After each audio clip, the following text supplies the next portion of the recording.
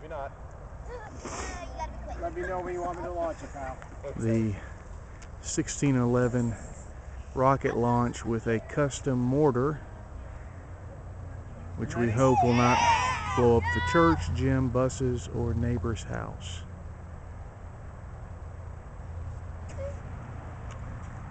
Brother Atha lights the wick of the mortar, and the rest of us back away.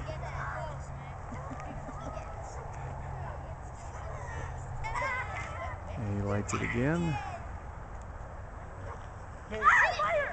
Light it. Yeah!